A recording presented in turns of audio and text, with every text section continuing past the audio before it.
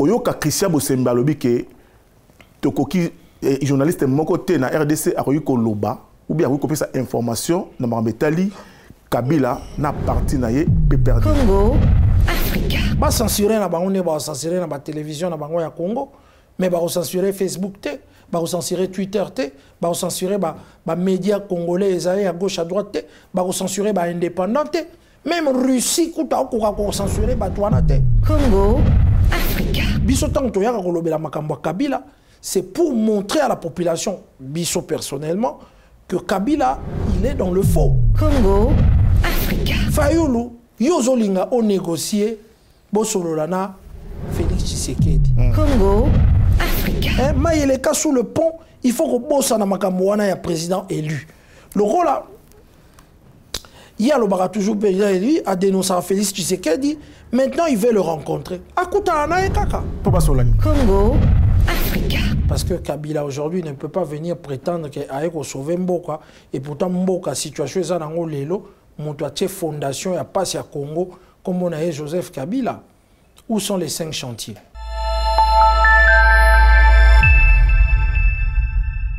Mbote bino balandi ya émission Tokoloba nini Tokoloba masolo ya Mboka.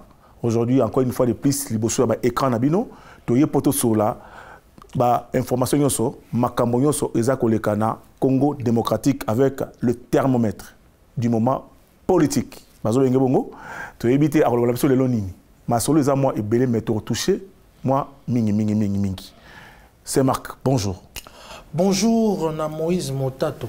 Motomoro bien. Merci na ndenge to kutani sur une émission na biso Tokoloba to bandoloba semaine nyonso tout. Makambo tout eza ko leka na mboka to komeka ko ya ko pesa idée na biso par rapport nango. Alors to kotala ba information o eza ko leka na mboka to kozala documenter to sala ba recherche pe to pesa avis na biso et que public na biso akokana ko intervenir par rapport ya makambo nyonso Tokoloba. Alors pour nous rappeler bah tout bazolanda biso tous au moins 3 points ou 4 points où tu développer na kati ya émission na biso alors tu as besoin na attention na bino bozala wana nous allons parler de la diplomatie et sali que lelo mboka na biso et côté quand même na cour des grands ça fait longtemps et Zalaki sous-souté nous allons partir des sorties médiatiques il y a Lambert Mene au Malanga ou Zalaki ministre à l'époque il y a président Kabila nous allons parler de la sortie médiatique il y a Christian Bosembe Oyo Lelo bate belé bazo le belango que a commis comme mislé presse na biso na Congo et puis na souka nango to revendre de la moi bitchebe kaka ndenge zalaka alors c'est Marc Tabou état que journaliste au vani na média moi mingi koyoka Christian Bosembe alobi ke tokoki journaliste moko te na RDC akoyi koloba ou bien akoyi kopesa information na mambetali Kabila na parti na ye PPRD yo eta ke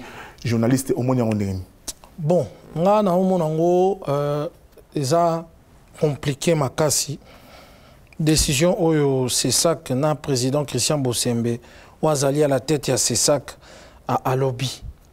Nazomona ngo compliqué pourquoi parce que aujourd'hui médias ezaka médias ndenge zalaka à l'époque té poto zalaka na RTNC tona chaîne moko Christian Bosembe contrôle le média au mingi ezali ko diffuser na ba télévision locale ndenge zali ba RTNC na ba oyo mususu bazali sur satellite na RTNC wana koki ko maîtriser bango mais médias ezaka à télévision té médias ezali pe sur internet pour interdire bateau na sens nin.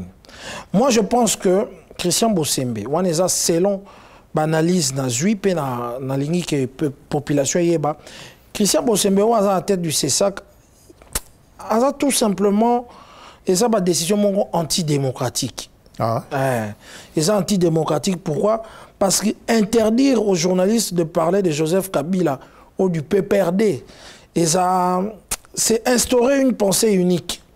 Et ça le roi neti que bolinga que batuba yoka obino bokoloba bolingi boyoka o batumso bakoloba te même ceux qui naza d'accord effectivement na ba action oyo ba Kabila bazali ko sala na kati ya est moi personnellement mais museler les journalistes et ça dit qu'on pèse à maloba na ba journaliste oyo ya côté ya Kabila o ba informateur oyo bazali ba communicateur ya côté ya M23 na AFC na sens nini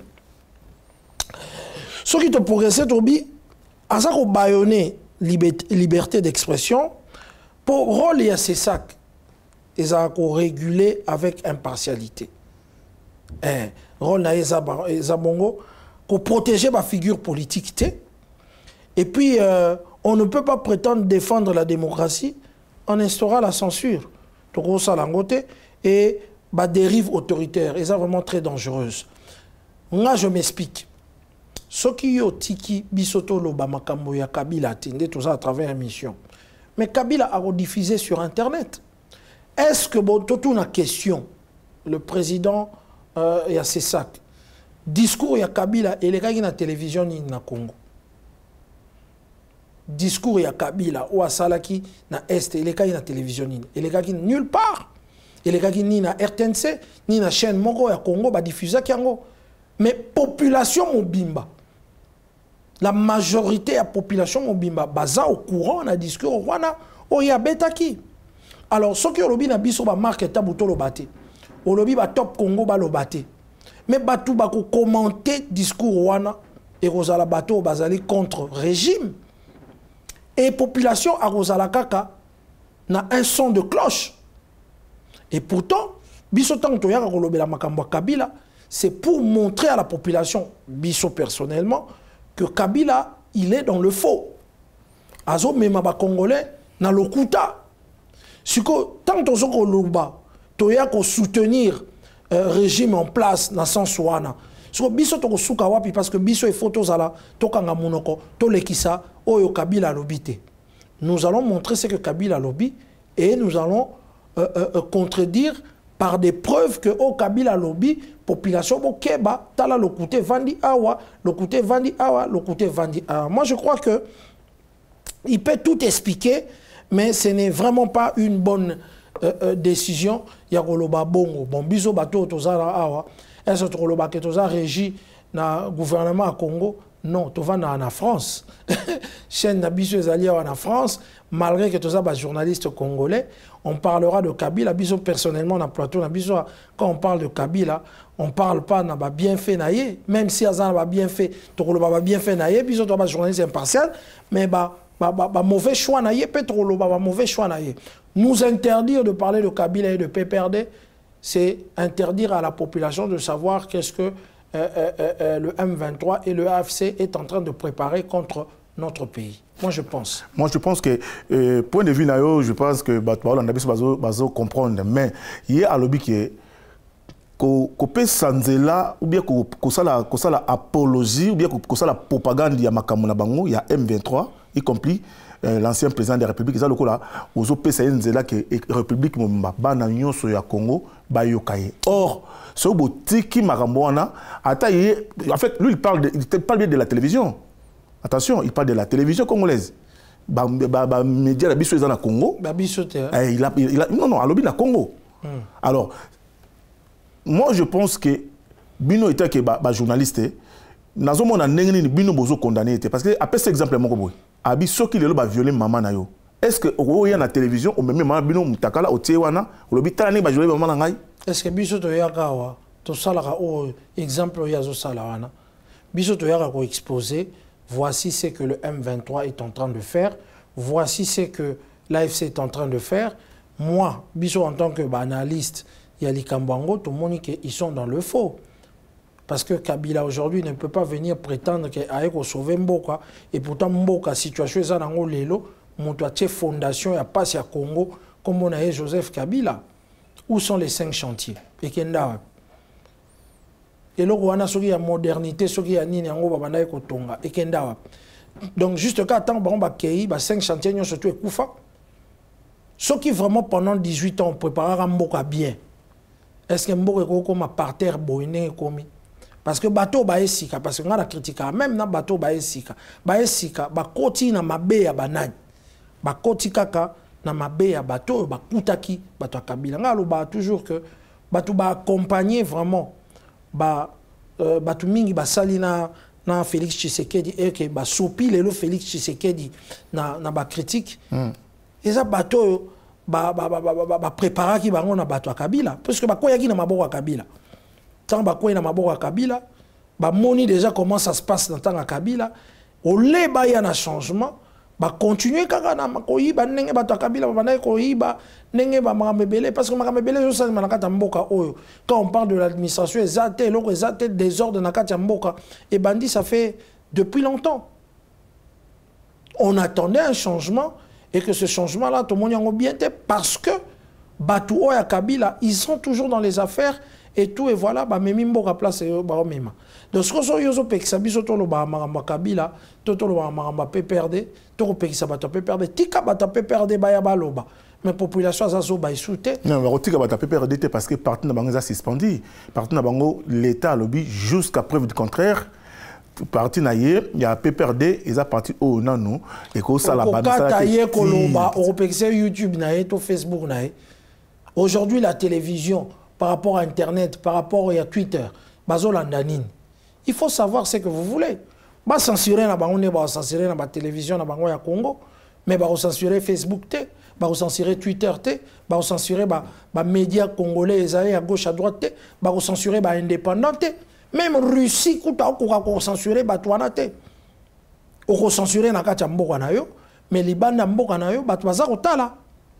Donc du coup, moi je pense que Bangonde, surtout médias congolais, surtout le ministère et l'information à Congo, ba pesande ba moyen na ba communicateur na bateau baza na sens il y a koluka mboka ezala na régime ou en place ou ezali démocratique et souka na mandat nango sans pour autant guerre to bitumba mandoki et ya kolongola Félix Tshisekedi. Bo pesa ba moyen pour que to contrer communication oyo ngambu ya AFC na M23 baza ko sala bino bo pesa ba moyen te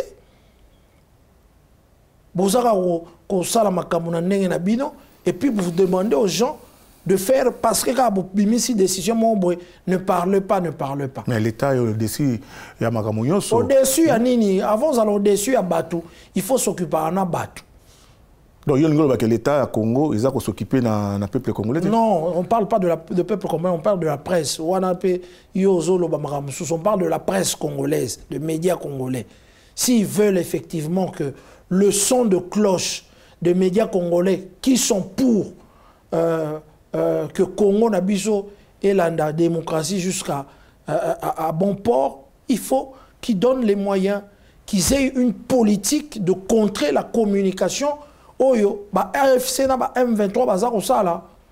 Et ça ce serait bien. Batika ba coterie, o ba salaka les mêmes personnes et tout et message ils ont les ratés. Neti ba média biso na kata poto ba mtoza ba média moko beaucoup suivi et tout. Mais est-ce que ils pensent à nous tant bayara awa? Ba penser à biso? Non. C'est comme ça qu'il faut penser. Neni mboko sala. Tout ça na ba plateau professionnel là. Nous avons investi de l'argent ici. Mais tant que les ministres sont nakati ya poto awa, ils nous regardent de loin. Les gars na ba chaîne même pas. Les gars na ba chaîne ngote. Tous sommes là ba veste à cher, ba cravate à cher et tout, ba caméra à cher o eleki même ba chaîne de télévision na Congo. Ba plateau na biso awa. O monaki nani Yaya Jean-Marie Kassamba ya ACP na musala o sala. Mais biso ba ki para biso te. Mais alors, en parlant de ça, Europe, ça conseille Nini na Christian Bosembe parce que Yoza, Moko, ya, Togobengo, les légendes, thermomètre. Donc, au Banda Marambo, Mwakala, Europe, ça conseille Nini na Christian Bosembe par rapport à la sortie médiatique na ye, na ba décision na yazui. Non, conseil, c'est ça, c'est ça qu'il y a mon kondi na biso, et ça que tout le banaye que il a fait ça tant que Gome Kweyaki. Oh, bolo bate Gome Kweyaki. Au final, les logos mes arabes. Au moins que c'est ridicule aujourd'hui. Tu as la télévision, tu as non Gome Kweyate. Mais bon, on est fou. Nous devons donner la bonne information. Mais les gens qui sont à Goma nous appellent, nous envoient des messages et tout, nous disent que non, ça va pas à Goma. Voilà un peu ce que Conseil n'a pas fait. Il faut prendre des bonnes décisions. Censure wana na omonango na sens de discours à Kabila salango na télévision mongote motutu ngai yo Yemoro Bosembe. Atala discours, il y a Kabila, on a de première phrase, la dernière phrase, ayebi ko lobango, ayebi pe ko décortiquer ango, ayebi makamto lobaki. Même la présidence batala qui discours, il y a Kabila. Mais parlons un peu de Kabila, comme Ozulu Baramba Kabila, to profiter de tout le Belaora Malamoko. Est-ce que vraiment réellement, Yoko Lobanano, qu'avait réellement Kabila na Congo ou bien na Goma, place yé pendant Zaliwana, ado sala nini? Na yebite makambazo sala papa. Question ana. Autour de Kabila, tout le monde a des photos sur Facebook, azo sala ba consultation là et tout et voilà, ça n'engage que eux. Des bazar au sala, mais biso ba congolais, nous pensons que il faut que la classe politique ait changé peu moins mouké. Batouana nyo surtout ba lo bakengane na sala ki mutu muso akoka ko sala wana tulingite. Tulingi ba politicien sika na kati ya Congo. Ba politicien kala, ils n'ont fait que décevoir biso. Donc, la solution, les Arabes n'ont Félix Tshisekedi, il y a Kabila, il y a Katumbi, solution qu'on a tapé les Congolais. Je crois que les Congolais, il faut battre le Kouana na Moutou, que solution qu'on a besoin qu'on a tapé na bâtiment, soit-disant un leader. Et qu'on a tapé l'autorité morale. Voilà. Donc, les Congolais place aux alliés, on déjà cultivé effectivement que le Kouana que Ezala Kabila Azala, Félix Azala. Katumbi Azala, tel Azala, te Congo et Tambola. Parce que ma père, il y a indépendance à Congo, Koufa, nous surtout Basila, mais Congo, ils vont continuer à Tambola. Donc, eux, ce sont des leaders qui vont passer, et tout, et voilà. Nous ne pouvons pas qu'on vende ça, espoir en bon, on a biso kaka, na ba figure emblématique, yaba, fan na bango, tout ça, espoir na biso ba Congolais, kaka na bango. Merci beaucoup, cher Marc Tabou. Température congolais, à comprendre que na Tokoloba vraiment yangozo kabatbazo loba to segmino boloba so bonal ba situation na bino bo hésiter te ko komela biso na ba commentaire boloba la mère Mende au Malanga qui fait une sortie médiatique ou ba non bien en sortie médiatique non bien en faux mais à culpa. Ouais mais attendez na la zoya na question na ngai sortie médiatique na ya sali na boso na politique à lobby. Il avoue d'être Azalaki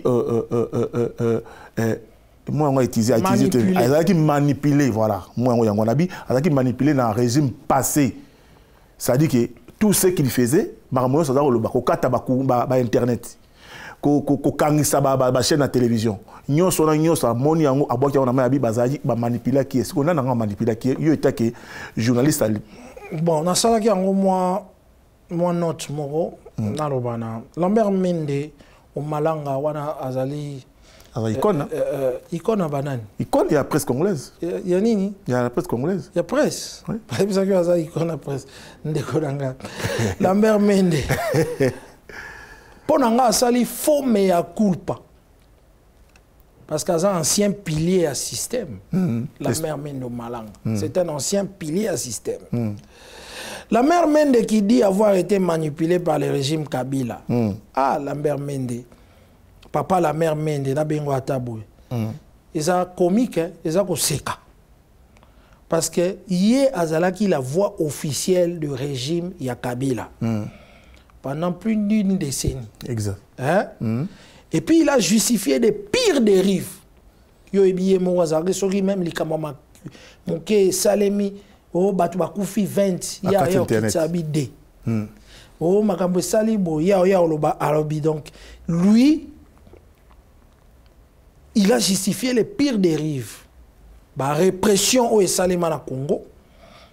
Ba blocage ya démocratie et puis ba musellement ya médias.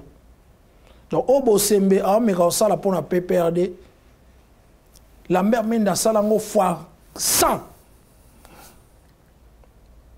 musulman, ça veut dire que kata même na internet nyonso il y a ça go pindo la singa internet. Vous comprenez? Wana la mère Mende zaki sans oublier son passé dans le RCD Goma. Rebengo munene ya RCD Goma soutenu par le Rwanda. Asimba Mandoki. Donc reproche ya osa Kabila. Ya salango avant.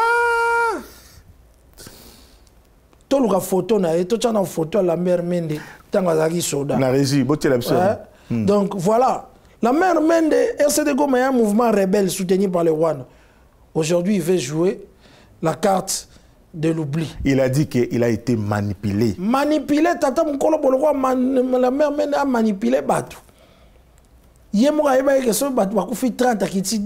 C'est lui le manipulateur. Comment on peut manipuler le plus grand manipulateur? Non, non, non, le grand manipulateur, il y a communication à Congo. En tout cas, Papa Limbisanga, aujourd'hui, il veut jouer la carte de l'oubli et de la védique. Non. Et ça, de l'hypocrisie pure et simple. Est-ce que la même a changé? Que Pemenia, Félix Tshisekedi, Azala place. Azala na place nae. On dirait la mère Menda Salema te po Azala na opposition. Yé soko a moniga nzete à pouvoir. À s'accrocher. Ezali na maboko ya Songolo Pakala. Ya s'accrocher à pouvoir. À la pandai que a travailler sous na opposition. Voilà un peu position à Lambert Mende. Mais en tout cas, Toboïté a kokine ko défendre mboka na elelo. Soka zongi na kibomolamu et tout, mais Tobosani makambo. Mwende tobosa na Kabila te.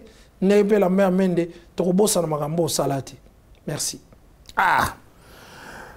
Je pense que Tokoloba Bazoloba, na mitema na ba commentaire Bazoloba. Voilà. Boyoki vraiment, c'est Makta Boningi Azako ko décortiquer papa la mère Mende. En tout cas, biso to biso yolo moko zala yo, zala front. Est-ce que Zana Kabila ou bien Ozana Fati? Parce que makamuna tozo ba pété.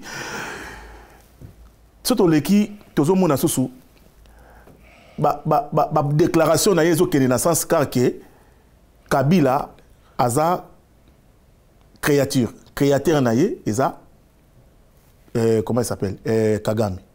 C'est-à-dire azo lingalo ba ke Kabila ninga zana ezaka squelette pa mana sima naye eza Kagame. Bon abosani ke yena Kagame yena Kabila balia sani moko ba mela place moko. Siko alobi Kabila ayako ko se justifier andi mabakanga ye akota boloko. So bakangi Kabila est-ce que menda ozaka bakangete? Omoni ngai likambo lobi ke soki bakangi Kabila la mère Mende pe faut ba luka bakanga ye. Omoni tango alternance et Salemaki Félix Tshisekedi azwaki pouvoir oyonga nazali ko soutenir avec force que Félix Tshisekedi, son gouvernement, son régime et réussir il faut assis sa mandat naye ou ezali démocratique, il faut ekomanasuka si mandé biso peuple total à ceux qui trouvent 27 tant alternance et Salemaki, je crois que c'était la et comment qui mbalo asuka que ba congolais bandi ma bombe. Écoute, malgré makambo et l'Obama qui Joseph Kabila a sali quand même volonté a tiki pouvoir bon to tika avant année tranquille na kingakati to na kashamata na e kashamata na e kuna na kati ya Lubumbashi to tika qui est tranquille. Donc na ba Lambert Mende nyoso tout to tiki bango tranquille ba vanda ba sala que mboka ekende liboso. Donc du coup choki Lambert Mende y a vanakine à salakine loko mabete, je vois pas pourquoi to kolandela parce que alternance c'est salaki batu onde ba keina AFC M23 o baza ko luka négociation bangonde ba congolais tozaka misu likola misu toza ko talela bango. Voilà quoi. Ba o ba kotaki na bango makamba ba AFC M23, je vois pas pourquoi alternance c'est Salemaki Félix Tshisekedi kotaki Moussale Zaki ko salema ba onde ba keina rébellion ba zumi nduki pour article na biso ya constitution o elobaka ko zo pouvoir na makasi 160 hein o elobaka 160 je crois que article ba tout le temps o batu ba lobaka le quoi bango ba kena pouvoir ndenga makasi yango wana bangonde mbano il faut o mato kitambano il faut ezali kona bango ndenge bazo sala bango bazo longola bango ba immunité bazo loka. Moi je crois que j'encourage vraiment ici kawana ya ko sala ya ko bazala impunité. Voilà. Merci beaucoup vous qui suivez cette émission partout où vous êtes to Pesti Binombote et ya Willy Shionga, sans oublier Dave Ikembele qui est Azali secrétaire général il y a parti nabiso ya était Kengoa Dondo.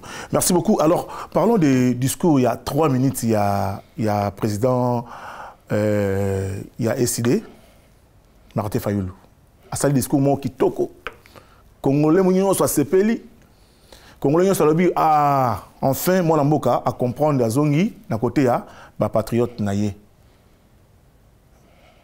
Tu vois to la moki boyeto ma sous aleki na TV5 pardon na France 24 à qui ça sous émission kuna discours échangé. Yo était que mon amboka. Oroloba nini et puis au moins discours on ndengeni. Bon.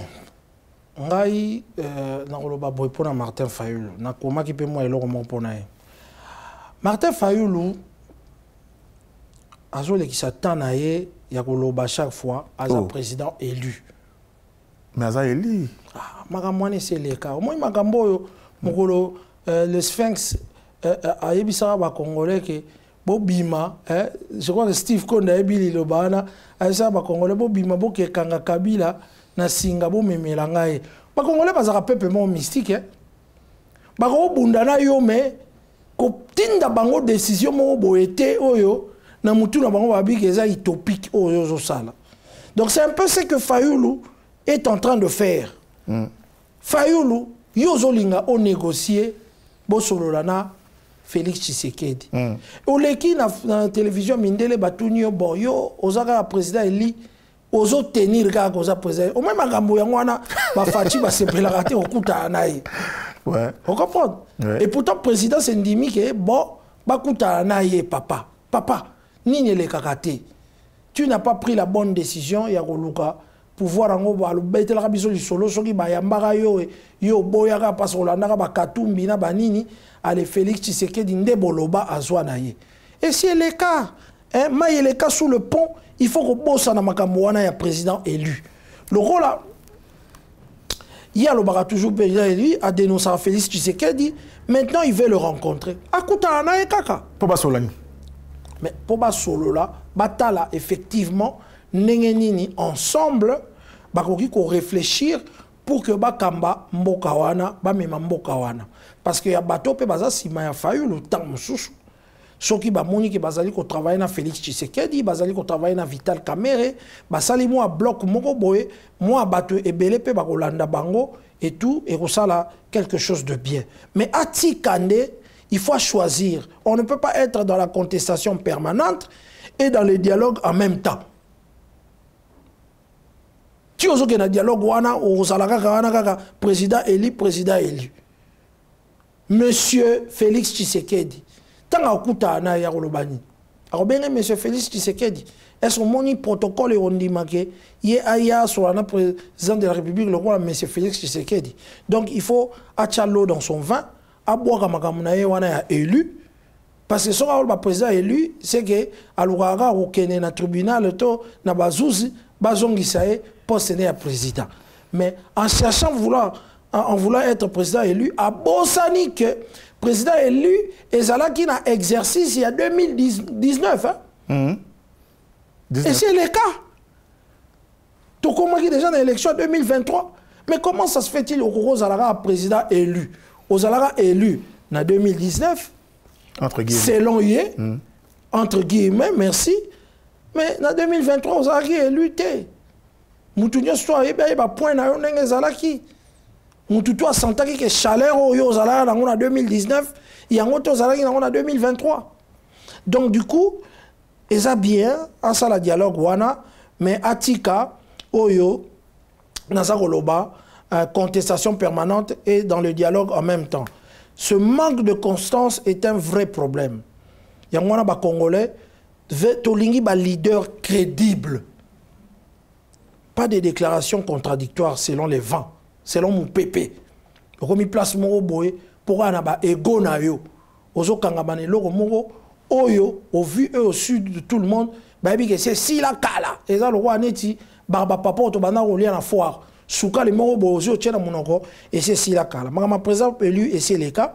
A luka asolana ndekonaye Félix Tshisekedi baye bandeni bakosala parce que ba congolais veulent de leaders crédibles pas de déclarations contradictoires selon le vent que Fayulu aptika ko sala impression de naviguer à vue et ça ce n'est pas rassurant pour nabiso ba congolais. Mais c'est Martabu quand on toloba mais ça tout le monde ba élection ça le mito que président de la République azala mandat na inano mais dialogue oyo bato senga eza pona nini ezaka le roi neti bolambi loso bozo lia.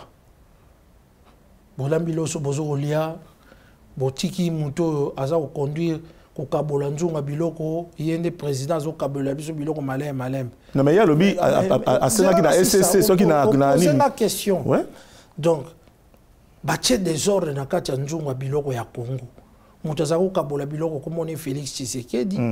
Ba moni ke bango bazui par ya muke, batie bango musuni muke, ba boki zelo na biloko. Donc, il faut pour l'osso, il faut boire kolamba sous l'osso, mususu ebelama. Il y a moins de dialogue.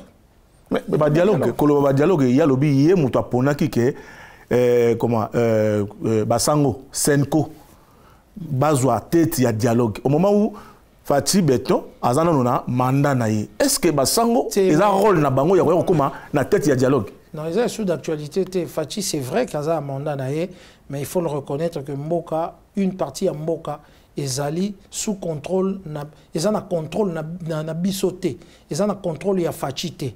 Donc tant que Mboka a un contrôle à Fati et que militairement parlant, bozo koka kozwa, parti wana musuté, alors beaucoup tapé dans la négociation. Dans la négociation. Voilà. Et il a encore ajouté pour dire que avant accord on a binona États-Unis et Signamé, il faut non ba Congolais ba fanda ba sora, c'est-à-dire ils ont retardé accord. Ils ont retardé, ils ont changé en péril.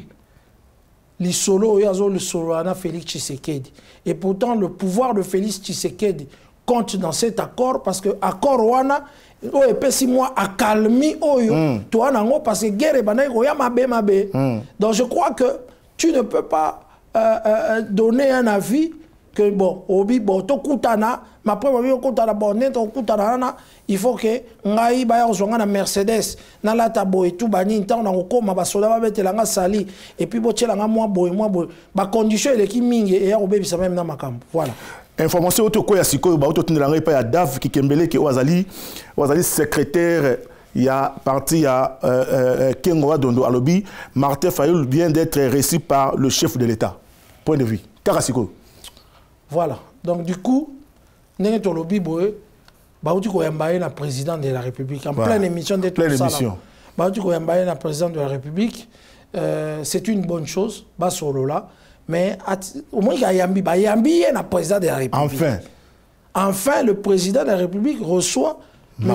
Martin Fayulu. Honorable Martin Fayulu. Donc, c'est une bonne chose. Et ça, c'est que le président élu. Bayambi est un président en exercice. Bayambi, monsieur Martin Fayulu.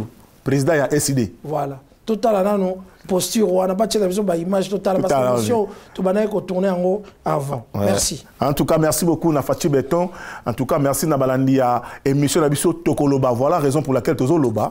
Tozo qui est malin pour nous citer. En tout cas, merci beaucoup na Bao Bazo Nabiso Musika.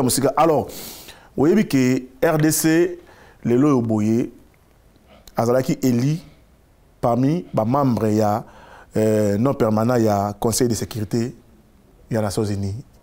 Alors, Tokolo Baskonde, to zongi na conseil des États. Bon, moi,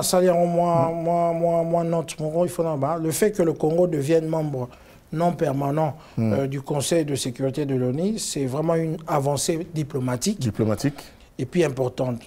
Donc, ce siège nous donne une voix dans les grandes décisions. Les décisions maloba, na ba décision minene oyo et zomaganamboka. Décision mondiale. Bon, en particulier sur les questions de sécurité en Afrique, mais ce ne doit pas être juste un trophée symbolique. Il ne faut pas gagner il faut qu'on s'en serve pour défendre activement l'intérêt Nabiso.